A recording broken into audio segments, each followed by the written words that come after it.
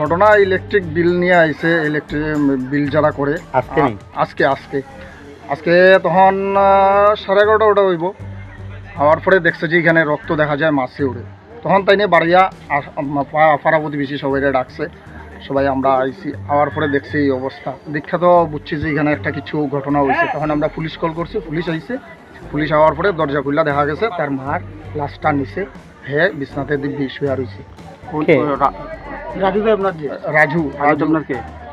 তাইনের ছেলে, যে মারা গেছে তার ছেলে। এই ছেলেটা এইভাবে উপদ্রব করে। গ্রামের কয়েকদিন আগে একটা মহিলারও এইভাবে জুতা দিয়ে আমার চলছে, এইভাবে করে খুব গ্রামের মধ্যে। রাজু যে নাথ, যে ছেলেটা পুলিশ নিয়ে গেছে, তার মার নাম শান্তি না, যে মারা গেছে তাইনের নাম শান্তি না। তাইনের বয়স 65-70। আগেও কি এরকম মারধর করছিল মাকে? তার মারে এইরকম মারধর করছে, গ্রামের মধ্যেও এইরকম আরেকজনকে এইভাবে মারছে। তারপরে আমরা থানাতে দিছি, থানা থেকে আবার আয়া পড়ছে, মানে এইভাবেই গ্রামের মধ্যে উশৃঙ্খলামি প্রায় সময় কইরা থাকে। আচ্ছা, এটা কোন জায়গা? এটা রাধাপুর, পূর্ব রাধাপুর 3 নম্বর ওয়ার্ড। হ্যাঁ, পূর্ব রাধাপুর 3 নম্বর ওয়ার্ড। রাধাপুর এলাকাতে আমরা দেখলাম যে নিজ বাড়ি থেকে এক মহিলার মৃতদেহ উদ্ধার করা হয়েছে। তো মানে কি হয়েছে, কতটুকু জানতে পারলেন এখন? আজকে অর্থাৎ 6 তারিখ দুপুর অনেক 1টার সময় আমাদের কাছে একটা খবর আসে যে পূর্ব রাধাপুর শান্তি দেবনাথের বাড়িতে একটা মৃতদেহ আছে।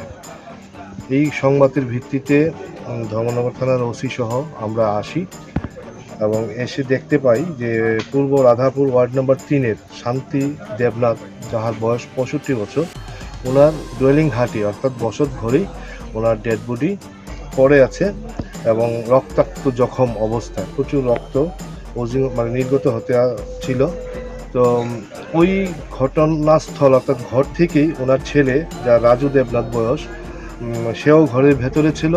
তো আমরা এসে দরজা খুলে রাজু দেবনাথকে বের করি এবং রাজু দেবনাথ স্বীকার করে যে ওর মা শান্তি দেবনাথকে গত 2 দিন আগে রাত্রিবেলা নিজেই ও মেরেছে, মানে হত্যা করেছে।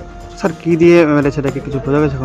আপাতত যা আমরা খবর পেয়েছি যে একটা কুড়াল ব্যবহার হয়েছে, মানে হত্যার ব্যাপারে।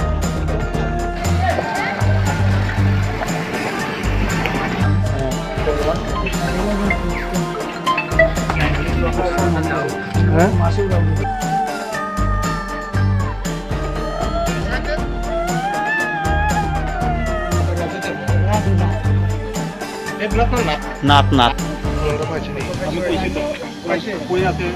অপরাল পাইছে স্যার।